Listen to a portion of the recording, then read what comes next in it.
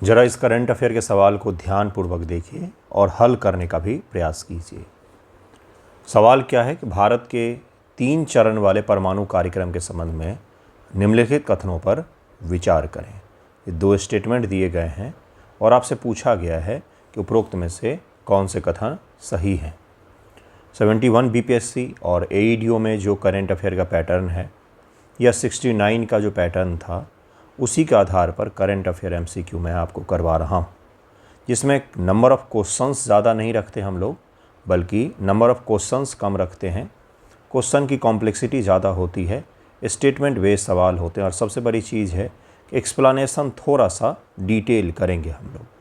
तो आप सभी का स्वागत है study for UPSC PC channel पर। करंट अफेयर के जो एमसीक्यू हम लोग कर रहे थे, उसी में एडवांस लेवल के एमसीक्यू में यह मार्च महीने का एमसीक्यू होगा, जिसमें मार्च के कब से कब तक के एमसीक्यू हैं। तो शुरुआत में ही देखिए, मैंने 5 मार्च तक का एमसीक्यू अपलोड कर दिया है। उसका एमसीक्यू आपको मिल जाएगा प्लेलिस्ट में, लिंक मैं कमेंट सेक्शन में भी दे दूंगा। ये 6 मार्च से लेकर के 20 मार्च तक के इसमें एमसीक्यू होंगे। इसमें से कोशिश करेंगे आज जितना ज़्यादा एमसीक्यू होगा हम लोग कंप्लीट करेंगे।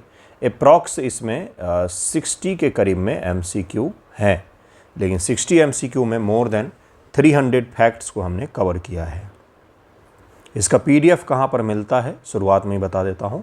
पेड पीडीएफ ग्रुप है, उसमें आपको इसका पीडीएफ मिल जाता है।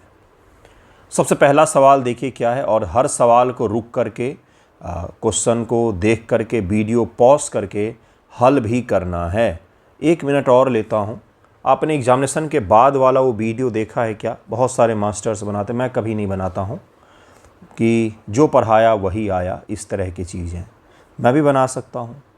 पढ़ाया हर चीज़ जाता है, लेकिन उसमें से आप कितना सीखते हैं ये मायने रखता है ना।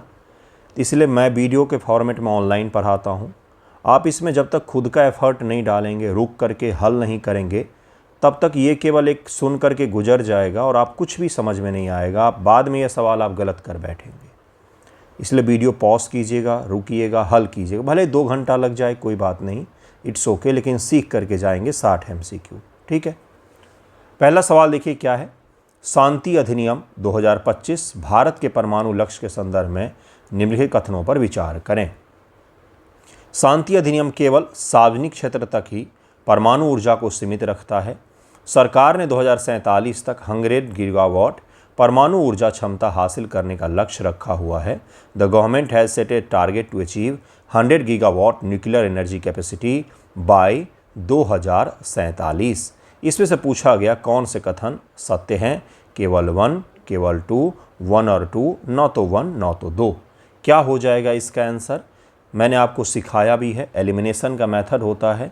जहाँ पर भी केवल, लगातार, ओनली टाइप का शब्द दिखे, उसे आप एलिमिनेट कर सकते हैं। इसका आंसर क्या हो जाएगा? इसका आंसर हो जाएगा बी, केवल दूसरा यहाँ पर सही है कि 2047 तक 100 गीगावाट परमाणु ऊर्जा का लक्ष्य भारत सरकार के द्वारा रखा गया है। और शांति बिल जो है ये लाया ही इसीलिए गया था कि भारत के परमाणु ऊर्जा क्षेत्र में जहाँ पर केवल अभी सरकारी कंपनियां काम कर रही है, वहाँ पर प्राइवेट कंपनियों को भी छूट दी जाए, प्रवेश दी जाए। तो शांति का फुल फॉर्म क्या है? तो safe and harnessing advance nuclear technology initiative, ये आपसे पूछा जा सकता है।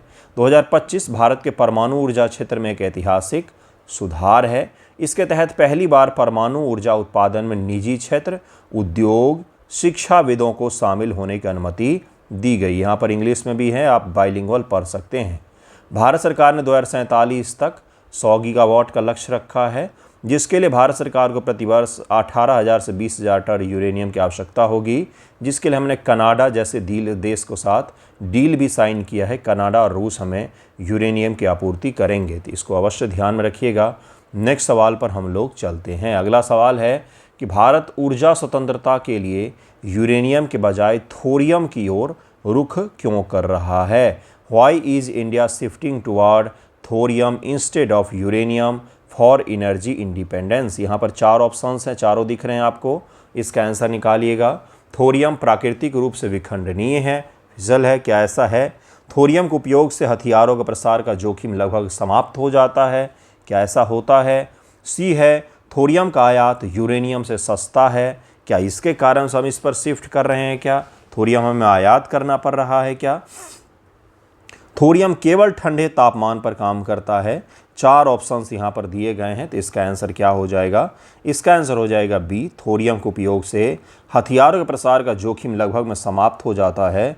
तो आपके परमाणु कार्यक्रम को संदेह के दृष्टिकोण से नहीं देखा जाता। और इसके साथ में एक बड़ा कारण ये भी है कि थोरियम का हमारे पास उचित भंडार भी मौजूद है, जिसका हम उपयोग कर सकते हैं। इसके कारण से भारत सरकार थोरियम की ओर शिफ्ट हो रही है धीरे करके।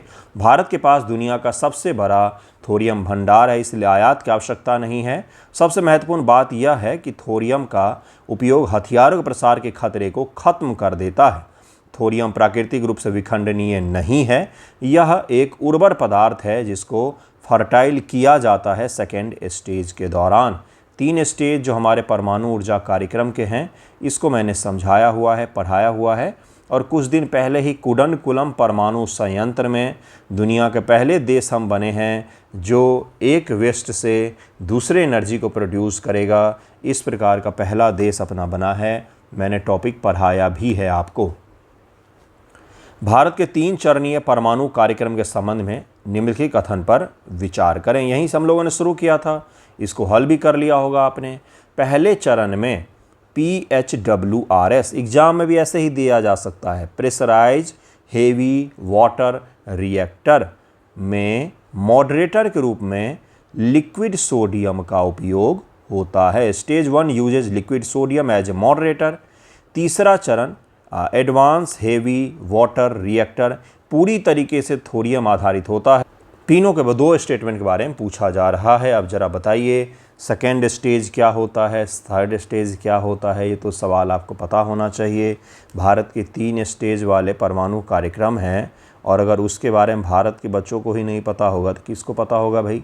तो सिविल सर्विसेज अभी जो होने वाला UPSC इसी महीने में, उसमें भी सवाल पूछा जा सकता है और आप लोगों से भी पूछा जा सकता है ना? तो इसलिए इसका आंसर क्या हो जाएगा? इसका आंसर क्या हो जाएगा? कौन से कथन सत्य हैं भाइयों बहनों? तो केवल दूसरा यहाँ पर सत्य दिया हुआ है, पहला गलत है। भारत का 3 चरणीय परमाणु कार्यक्रम थोरियम के विशाल भंडार का उपयोग करने के लिए डिजाइन किया गया है। चरण 1 में PHWRS होता है, प्राकृतिक यूरेनियम और मंदक के रूप में हेवी वाटर। जब इसके नाम में ही है प्रेशराइज हेवी वाटर, तो उसमें मंदक के रूप में हेवी वाटर का उपयोग किया जाता है। मंदक का काम क्या होता है? जो एटॉमिक रिएक्शन होते हैं उसको एक कंट्रोल में रखना, उसको फैलने नहीं देना, उसको अनियंत्रित होने से रोकना, इसलिए इसका नाम क्या है? मंदक इसका नाम है। चरण 2 में फास्ट बीडर रिएक्टर जिसको कहते हैं FBR, प्लूटोनियम 239 और तरल सोडियम का उपयोग होता है। चरण 3 पूरी तरीके से थोरियम और यूरेनियम 233 पर आधारित होता है। तीनों चरण के बारे में आपको जानकारी दे दी गई है, तीनों चरण को रिवाइज भी करना है। मैं जो आपको समझाना चाह रहा हूँ, जो सिखाना चाह रहा हूँ, वो ये है कि क्वेश्चन से ज़्यादा क्या मायने रखता है? टॉपिक। एक टॉपिक पर अनेकों प्रकार के सवाल बन सकते हैं, लेकिन अगर आपने इस टॉपिक का अध्ययन डिटेल में किया हुआ है तो आप अनेक प्रकारों को सवाल को हल कर सकते हैं। मेरी लिमिटेशंस हैं, आपकी भी लिमिटेशन है कि कितने सवाल लगा करके जाएंगे, लेकिन टॉपिक अगर आपका क्लियर होगा तो उस पर 1000 सवाल क्यों ना आ जाएं, आप उसमें से कुछ न कुछ आंसर तो निकाल लेंगे। तो टॉपिक पर फोकस कीजिएगा भाइयों बहनों। भारत के फास्ट बीडर रिएक्टर, जैसे ही FBR आएगा आप झट से कहाँ जाना चाहिए भाई? सेकेंड स्टेज है, ये सेकेंड स्टेज है में मुख्य ईंधन के रूप में किसका उपयोग किया जाता है? What is used as the primary fuel in India's fast breeder reactor stage 2? केवल प्राकृतिक यूरेनियम, यूरेनियम 233, प्लूटोनियम 239, शुद्ध यूरेनियम 239। इसका आंसर क्या हो जाएगा? इसका आंसर हो जाएगा सी। प्लूटोनियम 239 और प्राकृतिक यूरेनियम का मिश्रण MOX of plutonium 239 natural uranium जो है उसका उपयोग किया जाता है फास्ट बीडर रिएक्टर में। फास्ट बीडर का नाम फास्ट बीडर क्यों है? ये सब मैंने पढ़ाया हुआ है, जा कर के ज़रूर ही देखें। मार्च महीने का करंट अफेयर में आपको सारे पढ़ाए हुए हैं मैंने। उसी दौरान प्रधानमंत्री मोदी जी ने उद्घाटन किया था कुडनकुलम परमाणु संयंत्र का, और इसका अध्ययन किया था हम लोगों ने। रेडियोधर्मी तत्वों के संबंध में निम्नलिखित कथन पर विचार करें। Consider the following statement regarding radio active elements. Radio active elements कौन से होते हैं? जो भी रेडियो एक्टिव एलिमेंट्स होते हैं उनसे अल्फ़ा, बीटा एंड गामा किरणें जो हैं ये इमिशन होता रहता है, अपने आप ही होता रहता है, जिसके कारण से अगर ये खुले रूम में रखा हुआ है तो उस रूम को ये गर्म कर देंगे। और ये जो रेडिएशंस इसको हम लोग बोलते हैं, ये रेडिएशन इंसान को, प्रकृति को, जानवरों को नुकसान भी पहुंचाता है। तो यूरेनियम 238 प्रकृति में पाए जाने वाला एकमात्र विखंडनीय समस्थानिक है, only natural occurring fizzle isotope. Plutonium प्रकृति में बहुतायत में पाया जाता है। उपरोक्त में से कौन से कथन सही है भाइयों बहनों? कौन से सही हैं? केवल 1, केवल 2, 1 और 2 दोनों, या तो ना, या तो 1 नहीं या तो 2 नहीं। तो इसका आंसर हो जाएगा डी। दोनों ही यहाँ पर क्या है?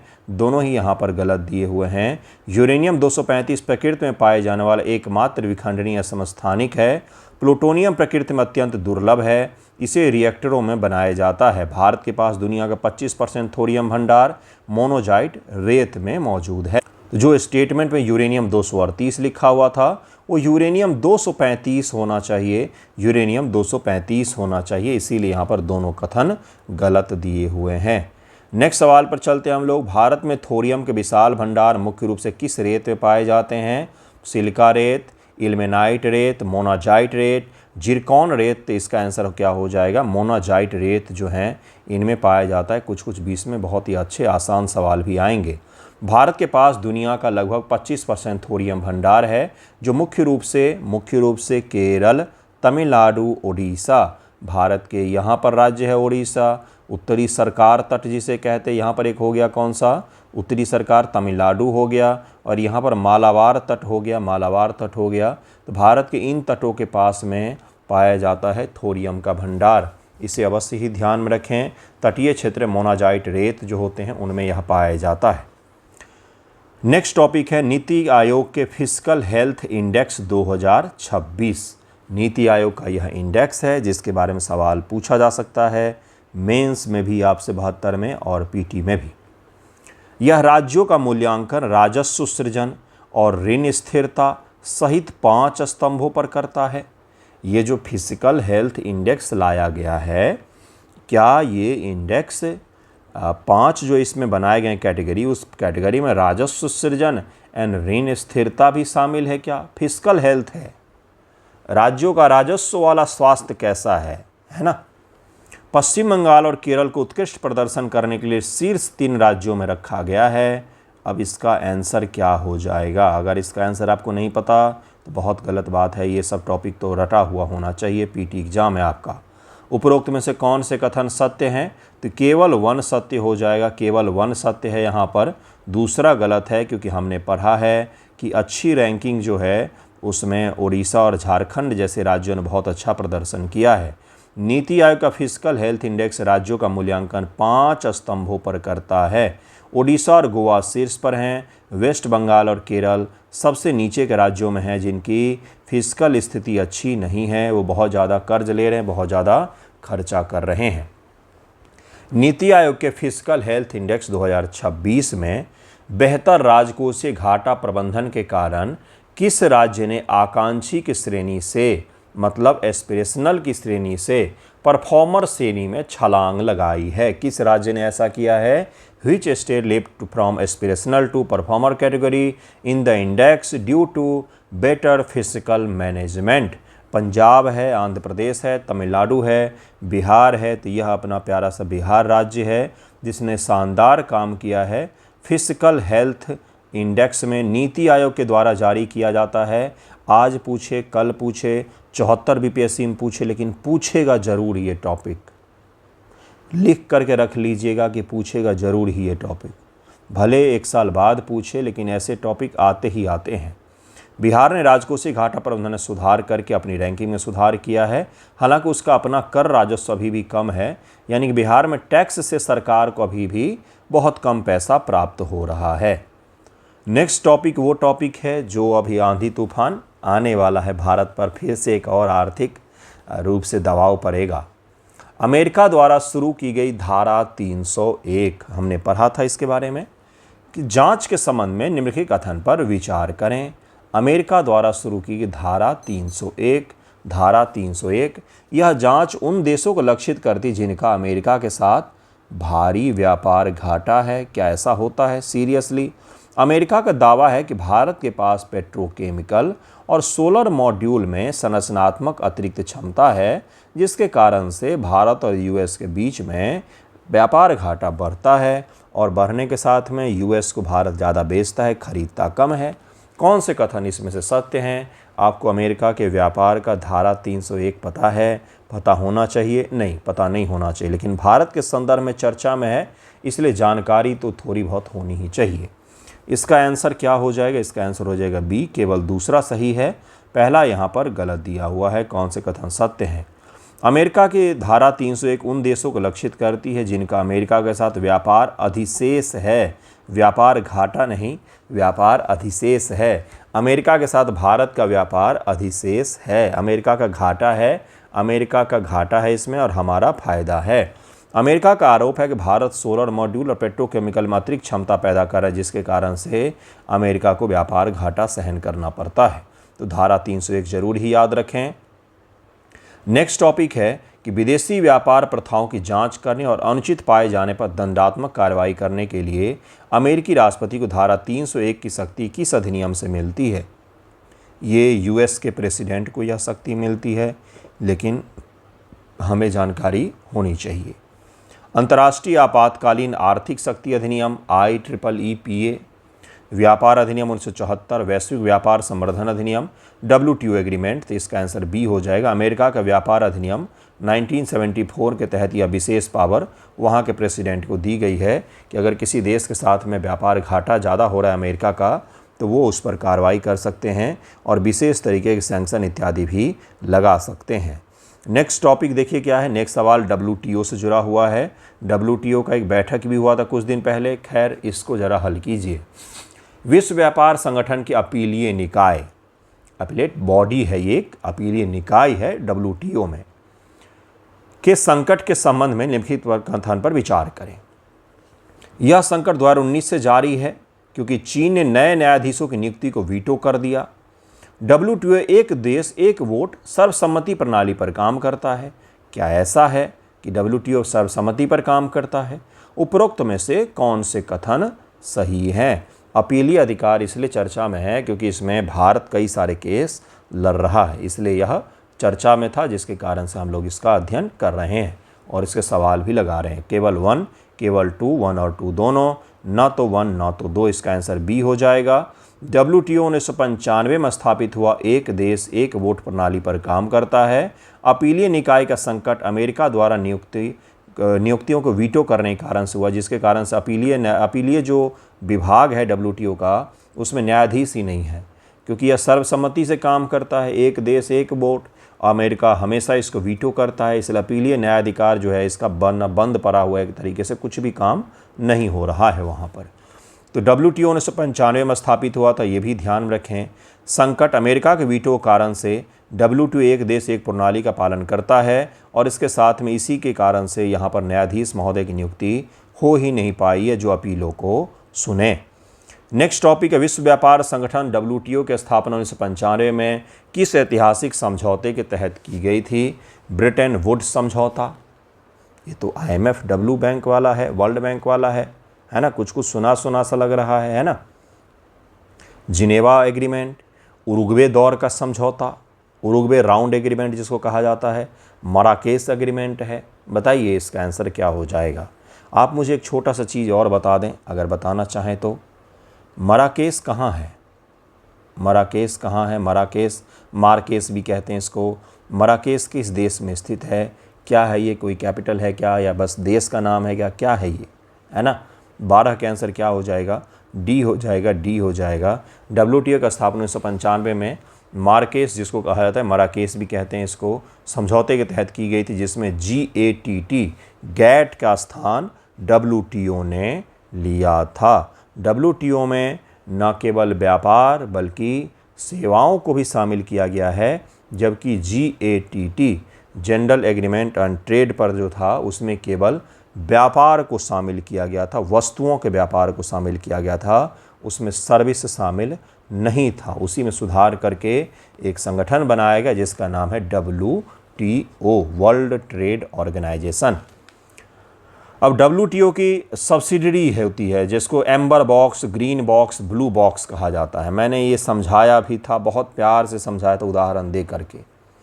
एम्बर बॉक्स व्यापार को विकृत करता है, सही मिलान चुनना है, क्या ये सही होता है। ग्रीन बॉक्स व्यापार को विकृत नहीं करता, कोई सीमा नहीं होती, no limit, no trade distortion and no limit. Blue box उत्पादन सीमित करने की शर्तों के साथ एम्बर बॉक्स को ही कहते हैं। ब्लू बॉक्स क्या है, तो with term and condition amber box. Amber box में जब कुछ टर्म एंड कंडीशन लगा देते हैं तो ब्लू बॉक्स हो जाता है। बताइए इसका आंसर क्या होगा, क्योंकि WTO से अगर कठिनतम सवाल आएगा ना गुरु तो यही पूछा जाएगा आपसे। बच्चे बहुत इसमें कन्फ्यूज होते हैं, लेकिन मैंने समझाया था इसको काफ़ी बेहतर तरीके से। 13 का आंसर क्या हो जाएगा, उपयुक्त में से कितने युग्म सही सुमेलित हैं, केवल 1, केवल 2, सभी तीनों, या डी कोई सा भी नहीं। कितना शानदार सवाल बनाया गया आपके लिए। इसका आंसर क्या हो जाएगा, सभी तीनों के तीनों सही सुमेलित हैं। एम्बर बॉक्स व्यापार को विकृत करने वाली सब्सिडरी होती है। ग्रीन बॉक्स गैर विकृतकारी होती है जिसकी कोई सीमा नहीं है। ब्लू बॉक्स उत्पादन सीमित एम्बर बॉक्स है। एम्बर बॉक्स पर ही जब कुछ टर्म, कंडीशन एंड लिमिटेशंस लग जाते हैं तो उसको ब्लू बॉक्स सब्सिडरी कह देते हैं। ज़रा इसको एक्सप्लेन भी कर लेंगे। एम्बर बॉक्स ये ऐसी सब्सिडरी है जो व्यापार और उत्पादन को विकृत करती है। जैसे भारत में MSP, बीज उर्वरक सब्सिडरी, इस पर एक सीमा लागू होती है जिसे डी मिनिमिस कहा जाता है। ये भी याद रखना है। विकासशील देशों के लिए कृषि उत्पादन का 10% और विकसित देशों के लिए कृषि उत्पादन का 5% ही आप ये दे सकते हैं। सबसे कठिन जो सवाल पूछेगा एम्बर बॉक्स से वो यही है। ये जो परसेंटेज दिया हुआ है 10% हमारे लिए है और अमेरिका के लिए 5% है ना। लेकिन अमेरिका का कृषि उत्पादन बहुत ज़्यादा है तो उसका 5%, हमारे 10% का भी 20% ज़्यादा होता है, तो इसलिए उनको थोड़ा सा ज़्यादा बेनिफिट मिल रहा है। ग्रीन बॉक्स ये व्यापार को विपरीत नहीं करती, जैसे अनुसंधान, जैसे रिसर्च पर हमने खर्च किया, कीट नियंत्रण पर खर्च किया, पर्यावरण संरक्षण पर खर्च किया, SDG पर, नेचुरल फार्मिंग पर, तो ये इसमें शामिल होती हैं। ये सारी सब्सिडी ग्रीन बॉक्स में होती हैं। ब्लू बॉक्स क्या है, अनिवार्य रूप से उत्पादन को सीमित करने की शर्तों के साथ एम्बर बॉक्स है। एम्बर बॉक्स में ही उत्पादन को अगर हम सीमित कर देंगे तो वो क्या कहलाएगा, ब्लू बॉक्स कहलाएगा। डेवलपमेंट बॉक्स होता है कि विकासशील देशों में ग्रामीण विकास के लिए निवेश और कृषि इनपुट डेवलपमेंट बॉक्स वाले सब्सिडरी में रखा जाता है। ये 4 प्रकार की सब्सिडरी होती हैं, इसको याद रखना है, जो दुनिया भर में दिया जाता है। इन सब्सिडरी को लेकर हमेशा विवाद होता रहता है, इसलिए जो किसान मांग करते हैं कि हमें और सब्सिडरी दे दो, तो सरकार को इंटरनेशनल भी एग्रीमेंट वगैरह को देखना, इसलिए मुश्किल हो जाता है गवर्नमेंट के लिए ये देना। तो इसका आंसर क्या हो जाएगा, ऊपर आंसर है, तीनों के तीनों सही मैच दिए हुए थे। भारत में किसानों को दी जाने वाली न्यूनतम MSP और उर्वरक सब्सिडी WTO किस बॉक्स में आएगी, green box, blue box, amber box, development box. अब तो आपको ये रटा हुआ हो गया होगा, एम्बर बॉक्स में आएगा, इसका आंसर C हो जाएगा। MSP और उर्वरक सब्सिडी एम्बर बॉक्स में आती है क्योंकि उत्पादन और व्यापार को डिस्टॉर्ट कर सकती है। हर देश का कोई ना कोई सब्सिडी होता है जो एम्बर बॉक्स में आता ही है। नेक्स्ट टॉपिक है, नेक्स्ट है सवाल, हॉर्मुज जलडमरू मध्य में हमले का शिकार हुआ मालवाहक जहाज मयूर नारी। ये जहाज़ का नाम बड़ा सुंदर सुंदर रखते हैं। मैंने देखा इस दौरान हॉर्मुज वाले विवाद के दौरान बहुत सुंदर सुंदर महिलाओं के नाम पर रखे जाते हैं जहाज़ों के नाम, है ना। हॉर्मुज जलडमरू मध्य में हमले का शिकार हुआ मालवाहक जहाज मयूर नारी भारत के किस बंदरगाह की ओर जा रहा था। जवाहरलाल नेहरू पत्तन JNPT महाराष्ट्र, कांडला गुजरात, कोची केरल, विशाखापत्तनम आंध्र प्रदेश। विशाखापत्तनम देश के सबसे बड़े प्राकृतिक बंदरगाह में से भी एक है। प्राकृतिक बंदरगाह क्या होते हैं, नेचुरली वहाँ का इस प्रकार से गहराई वगैरह होती है जहाँ पर बंदरगाह बनाना आसान होता है ना। और एक होता है आर्टिफिशियल, जैसे JNPT जो है आर्टिफिशियल है। इसका आंसर निकालिए क्या हो जाएगा, मयूर नारी। द टारगेटेड बल्क कैरियर मयूर नारी in the state of Hormuz was bond for which Indian port. इसका आंसर क्या होगा, इसका आंसर हो जाएगा B। या कांडला पोर्ट गुजरात के लिए जा रहा था। यह जहाज़ UAE से गुजरात के कांडला बंदरगाह के लिए कच्चा माल ला रहा था। इसका आंसर B हो जाएगा। भारत के लिए पश्चिम एशिया के रणनीतिक महत्व के संबंध में निम्नलिखित कथन पर विचार करें। जरा देखिए और इस पर विचार कीजिए। थोड़े से हल्का भी हो सकता है ये सवाल, आसान भी हो सकता है। भारत अपने कच्चे तेल की आवश्यकता का लगभग 90% पश्चिम एशिया से आयात करता है। सीरियसली 90% है क्या? भारत मध्य पूर्व यूरोप आर्थिक गलियारा IMEC पश्चिम एशिया को भारत के लिए यूरोप तक पहुंचने का एक परागमन हब बनाता है। फिर से स्टेटमेंट को पढ़ करके इसमें से सत्य कथन का चयन करना है। सत्य कथन का चयन करना, इसका आंसर हो जाएगा केवल दूसरा यहाँ पर सही दिया हुआ है, पहला गलत है। भारत अपनी तेल आवश्यकता का 60 से 65% पश्चिम एशिया से लाते हैं हम, 90% नहीं है। पश्चिम एशिया से प्राप्त करता है। IMEC क्षेत्र के लिए एक महत्वपूर्ण हब बन सकता है। इसका आंसर क्या हो जाएगा? इसका आंसर हो जाएगा केवल दूसरा कथन सही था, पहला गलत दिया हुआ है। नेक्स्ट सवाल पर हम लोग चलते हैं। पश्चिम एशिया क्षेत्र में कौन सा देश वर्तमान में भारत का तीसरा सबसे बड़ा व्यापारिक भागीदार है, जिसके साथ भारत ने comprehensive economic partnership agreement CEPA को भी साइन किया है? क्या होगा इसका answer? Saudi Arab, Iran, UAE and Qatar. इसका उत्तर क्या हो जाएगा? इसका आंसर हो जाएगा यह देश है संयुक्त अरब अमीरात, जो भारत का, देखिए केवल CEPA से मत निकालिएगा, भारत का तीसरा सबसे बड़ा व्यापारिक भागीदार भी है। भारत का पहला व्यापारिक भागीदार USA है, आफ्टर सैंक्शन चीन है शायद, सेकंड पर चीन या USA, इन्हीं दोनों से कोई एक रहता है। थर्ड पर फिक्स है अपना UAE के साथ सबसे ज़्यादा व्यापार में से एक हम करते हैं। अब इस एरिया के लिए, गल्फ के लिए एक नया पावर ब्लॉक बन रहा है, UAE, इंडिया एंड इजराइल, दूसरी तरफ Saudi Arab, Turkey and Pakistan, और रिंग मास्टर कौन होगा? USA, और सारे बंदर जो हैं उसके पीछे नाचने वाले हैं। इस प्रकार का ब्लॉक बनेगा। आफ्टर ये वॉर जो जैसे ही कंप्लीट होगा उसके बाद आपको इस तरीके के ग्रुप दिखेंगे। देखिए नेक्स्ट सवाल, हाल ही में चर्चा में रहा खर्ग द्वीप निम्नलिखित में किस देश का सबसे बड़ा समुद्री तेल निर्यात टर्मिनल है? यह तो आसान सा सवाल हो गया। यह ईरान का है। ईरान का कहाँ पर है?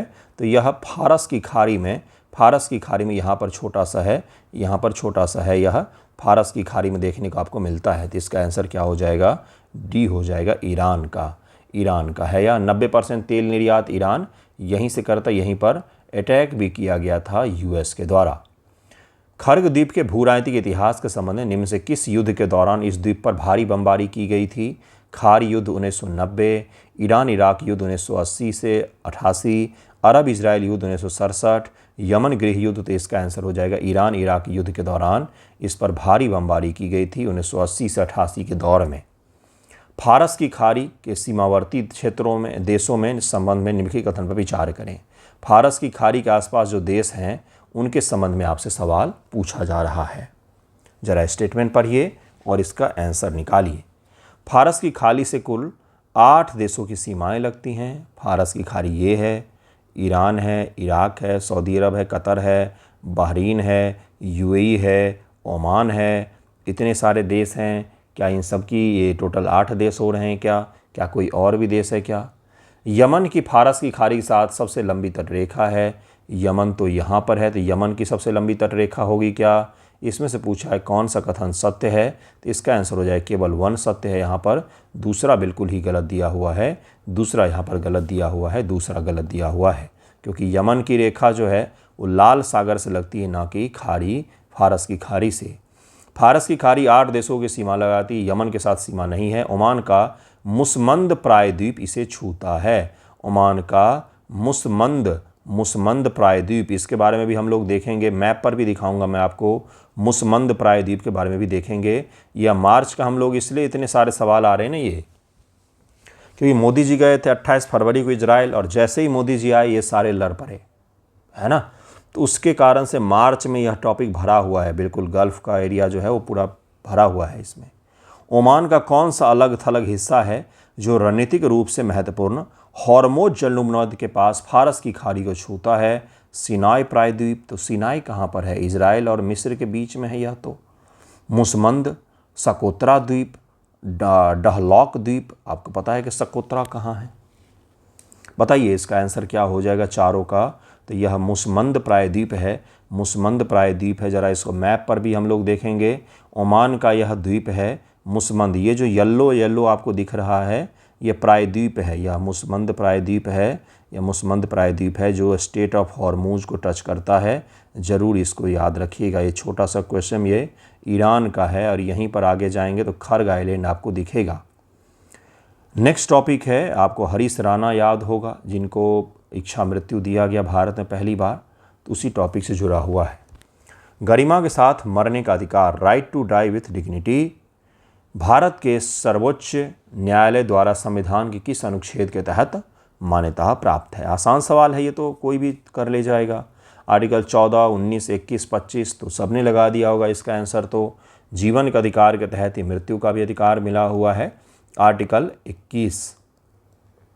सुप्रीम कोर्ट के अनुसार आर्टिकल 21 के तहत सम्मान के साथ जीने का अधिकार, मरने का अधिकार भी शामिल है। इसका आंसर सी हो जाएगा, सी हो जाएगा।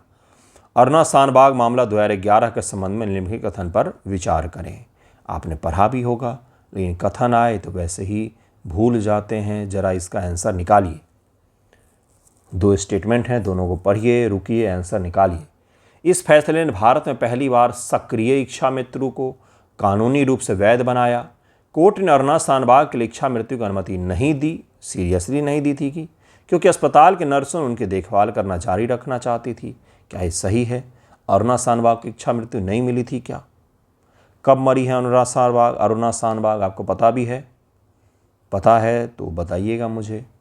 क्या होगा इसका आंसर? केवल 1, केवल 2, 1 और 2 दोनों, या फिर डी ना तो 1 ना तो 2? आसान था, केवल 2, क्योंकि पहले में देखिए यहाँ पर सक्रिय इच्छा मृत्यु लिखा हुआ, जो कि भारत में पैसिव यूथेनेसिया को अलाउ किया गया है।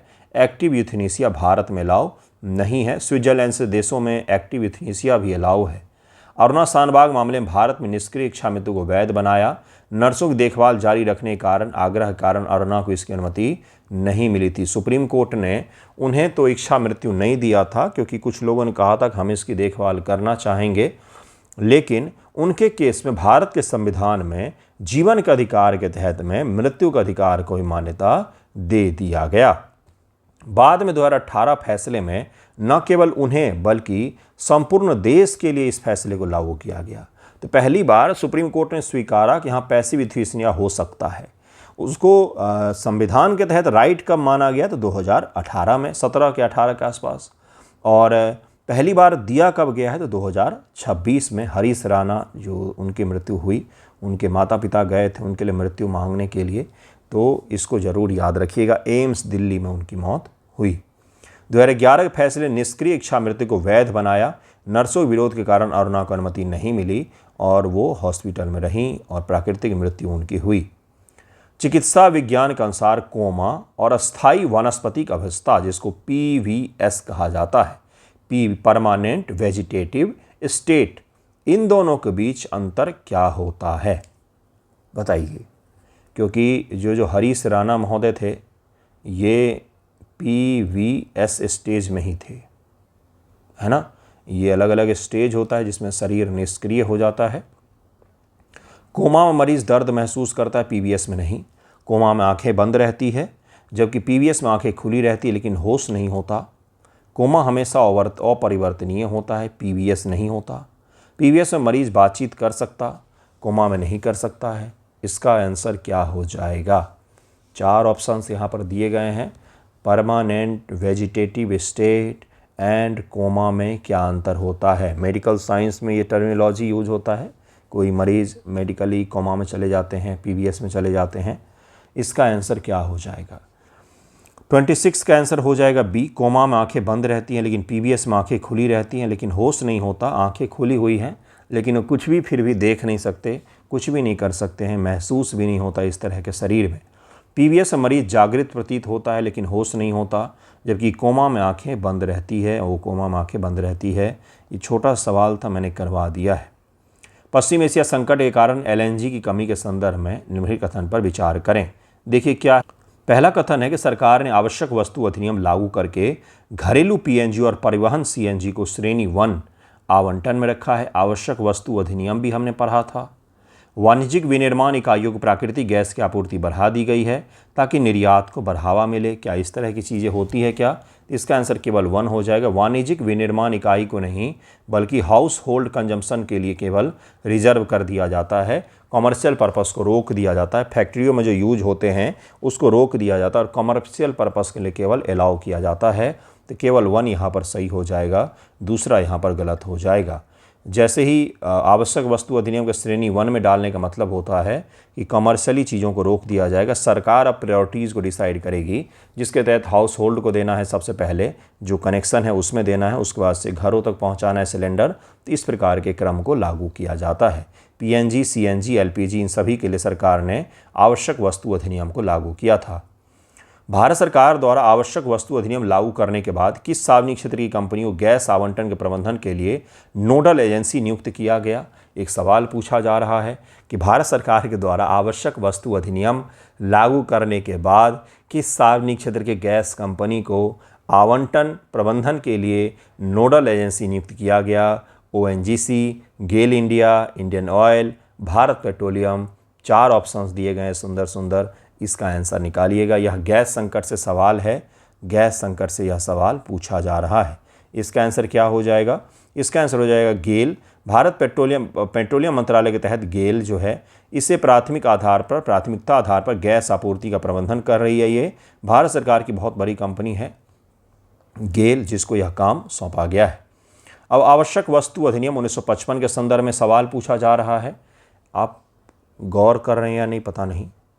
एक टॉपिक आया गैस संकट, उसमें हमने गैस संकट के बारे में किया। अब हम लोग आवश्यक वस्तु अधिनियम कर रहे हैं। कौन प्रबंधन कर रहा है? ये कर रहे हैं। अब नेक्स्ट जो सवाल आएगा ना इसी में, वो है कि इन एलपीजी, सीएनजी और इन सब में अंतर क्या है? कितने वेरिएशंस हम सवाल का कर रहे हैं एक टॉपिक से, है ना? तो इसलिए इसको थोड़ा सा ढंग से कीजिएगा। यह अधिनियम अपनी धारा 2 में आवश्यक वस्तु की एक बहुत ही स्पष्ट और कठोर परिभाषा प्रदान करता है। क्या आवश्यक वस्तु अधिनियम में आवश्यक वस्तु को, इसेंशियल कमोडिटी को डिफाइन किया गया है? आवश्यक वस्तुओं का व्यापार और वाणिज्य भारतीय संविधान की समवर्ती सूची के अंतर्गत आता है? कॉन्करेंस लिस्ट में आता है क्या? 2 स्टेटमेंट हैं यहाँ पर, जरा आंसर निकालिए इसका। क्या पूछा जा रहा है, सत्य या असत्य? तो सत्य कथन आपसे पूछा जा रहा है। केवल 1, केवल 2, 1 और 2 दोनों, तो इसका आंसर बी हो जाएगा, ओनली 2। ईसीए में आवश्यक वस्तु कोई स्पष्ट परिभाषा नहीं है। मैं आपको एक और तुक्का लगाने का तर्क बताता हूँ। जहाँ कहीं भी आ जाए संविधान में परिभाषित किया गया है, एक्ट में परिभाषित किया गया है, तो वहाँ पर अगर आपसे सवाल नहीं बन रहा हो या आपको नहीं पता हो, तो जनरली 95% केस में सरकार या किसी भी एक्ट या किसी भी संविधान में किसी चीज़ को परिभाषित नहीं किया गया स्पष्टता के साथ में, क्योंकि परिभाषित चीज़ों की लिमिटेशन हो जाती है। जबकि कोई चीज़ अनडिफाइन है ना, तो सरकार उसका उपयोग अपने हिसाब से कर सकती है। तो आवश्यक वस्तु कौन कौन से होंगे ये कंप्लीटली डिफाइंड नहीं है। सरकार समय समय पर आवश्यक वस्तुओं में चीज़ों को जोड़ सकती है और घटा सकती है। जैसे मान लीजिए देश में अचानक से किसी चीज़ की बहुत कमी हो जाए, जैसे बिस्किट की बहुत कमी हो जाए, तो सरकार उसे आवश्यक वस्तु में डाल देगी और उसके बाद से बिस्किट किसको देना है नहीं देना है ये मोदी जी तय करेंगे कि किसको देना है। यह समवर्ती सूची का विषय है, ये भी ध्यान में रखिएगा। आपको उदाहरण इस तरह का दिया है मैंने कि आपको याद रहना चाहिए। बाकी इसेंशियल आइटम वो होते हैं जिनके बिना देश का जीवन चल नहीं सकता है। आवश्यक वस्तु अधिनियम के तहत निर्धारित स्टॉक सीमा 1 मिनट का उल्लंघन करने और जमाखोरी करने पर अधिकतम कितनी सजा का प्रावधान किया गया? केवल जुर्माना, 3 साल की कैद, 5 साल, 7 साल, तो 7 साल की कैद का प्रावधान किया गया है। अब जरा मैच कीजिए, तीनों गैसों में अंतर वाला सवाल आ गया। गैस के उनके प्रमुख घटक के साथ सही से मिलान करना है। एलपीजी लिक्विड पेट्रोलियम गैस होता है, मीथेन होता है क्या? कितने सुमेलित हैं? केवल 1, केवल 2, सभी तीनों, कोई नहीं। CNG compressed natural gas, propane, butane, seriously. LNG liquefied natural gas जो होते हैं, क्या इनमें मीथेन होता है? मैंने आपको समझाया भी था, एलएनजी का उपयोग इसीलिए किया जाता है ताकि इसका परिवहन आसानी से हो सके, परिवहन आसानी से हो सके। क्योंकि जो नेचुरल गैस होता है ना, इसका आकार बहुत ज़्यादा होता है, तो हम क्या करते हैं, इसको लिक्विड में बदल देते हैं, जिसके कारण से एक टैंकर में काफ़ी बड़े अमाउंट में हम लोग क्या रख लेते हैं, तो नेचुरल गैस को रख लेते हैं। तो नेचुरल गैस लिया, उसको लिक्विड बनाया, टैंकर में डाला, भारत ले आए, फिर यहाँ पर अब उसको गैस के रूप में सप्लाई कर रहे हैं, है ना। तो ये भी ध्यान रखना, इसका आंसर क्या हो जाएगा, केवल एक ही यहाँ पर सही मैच है, केवल एक ही यहाँ पर सही मैच है, केवल एक ही यहाँ पर सही मैच है। एलपीजी का मुख्य घटक प्रोपेन एंड ब्यूटेन है। सीएनजी एलएनजी का मुख्य घटक मीथेन है। इसको आप याद रखें, यह सवाल पूछा जा सकता है। सीएनजी एलएनजी में एक ही चीज़ का फ़र्क है, सीएनजी गैस के फॉर्मेट में होता है, यह कंप्रेस्ड होता है, बहुत ही हाई पावर से एक छोटे से टैंक में बहुत ज़्यादा गैस को भर दिया जाता है। जबकि एलएनजी क्या है, तो नेचुरल गैस का लिक्विड फॉर्म है, जो जनरली उपयोग डायरेक्टली नहीं होता है, इसको गैस में परिवर्तित करके फिर इसका उपयोग किया जाता है। एलएनजी केवल एक ही चीज़ के लिए यूज होता है, फॉर ट्रांसपोर्टेशन, दूसरे देश से यहाँ तक लाने के लिए, जो बड़े बड़े जहाज़ होते हैं उसमें ज़्यादा अमाउंट में हम इसे भर सकें, इसलिए इसको हम लोग लिक्विड के फॉर्मेट में ट्रांसपोर्ट करते हैं। प्राकृतिक रूप से गंधहीन एलपीजी में रिसाव का पता लगाने के लिए कौन सा गंध युक्त रासायनिक पदार्थ मिलाया जाता है? Hydrogen sulphide, ethyl mercaptan, ammonia, carbon monoxide. LPG जो होता है ना, यह प्राकृतिक रूप से गंधहीन गैस है, इसमें कोई गंध नहीं होता है, लेकिन लीक करेगा तो लोग पता नहीं चलेगा, पता चला आग लग गया। इसमें अलग से मिला दिया जाता है इथाइल मरकैप्टेन, जिसके कारण से बहुत तेज़ स्मेल होता है, कहीं पर भी लीक करे बहुत तेज़ स्मेल होता है। इसका आंसर इथाइल मरकैप्टेन हो जाएगा। नेक्स्ट सवाल है कि भारत सरकार ने कुछ दिन पहले ही एफडीआई को लेकर के चीन को रियायत दे दी। चीन और भूमि सीमा साझा करने वाले देशों से एफडीआई ढील के संदर्भ में निम्नलिखित कथन पर विचार करें। कैबिनेट ने अर्धचालक सहित सभी रणनीतिक क्षेत्रों में 100% स्वचालित निवेश की अनुमति दे दी है चीन को। चीन हमारे बाउंड्री हड़प रहा है, पीओके पाकिस्तान को समर्थन दे रहा है ऑपरेशन सिंदूर में, और हम उसको एफडीआई के लिए अनुमति दे रहे हैं। संशोधित मानदंडों के तहत कंपनी को बहुमत शेयरधारिता और नियंत्रण हर समय निवासी भारतीय नागरिकों के पास रहना अनिवार्य है। कौन से कथन सही हैं चीन को जो एफडीआई में छूट दी गई उसके संबंध में? तो इसका आंसर हो जाएगा कि केवल दूसरा यहाँ पर सही है, पहला गलत है। सरकार ने गैर रणनीतिक क्षेत्रों में 10% तक चीनी निवेश को स्वचालित मार्ग से अनुमति दे दी है, लेकिन रणनीतिक क्षेत्रों पर प्रतिबंध जारी है। बाकी दूसरा स्टेटमेंट बिल्कुल सही दिया हुआ है। नेक्स्ट सवाल देखते हैं। नेक्स्ट सवाल आज का आखिरी सवाल होगा। सरकार ने भूमि सीमा वाले देशों से आने वाले निवेश प्रस्तावों को संसाधित करने, प्रोसेसिंग और उन पर अंतिम निर्णय लेने के लिए कितनी समय सीमा निर्धारित की है?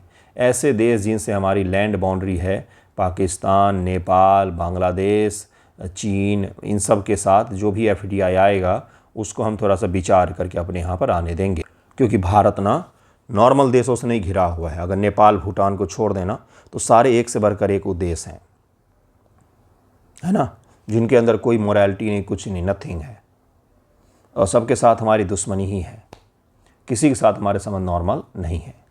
तो इसका आंसर क्या हो जाएगा? इसका आंसर 30 दिन, 60 दिन, 90 दिन, 120 दिन। तो इसका आंसर क्या हो जाएगा? इसका आंसर हो जाएगा 60 दिन के तहत यह अनुमति दी गई है। इससे ये भी पता चलता है कि आपका कितना ग्रोथ हो रहा है, कितना डेवलपमेंट हो रहा है। ये भी डिपेंड करता है कि आप किन लोगों के बीच में बैठे हुए हैं, है ना। तो ये भारत के साथ भी है ऐसा। अगर पाकिस्तान से हमारा इस बहुत बेहतर संबंध होता, पाकिस्तान विभाजित नहीं हुआ रहता, मान लीजिए एक बार को, तो यहाँ से बैठते आप और डायरेक्ट पेरिस में उतरते, इतनी लंबी ट्रेन अभी तक बन चुकी होती।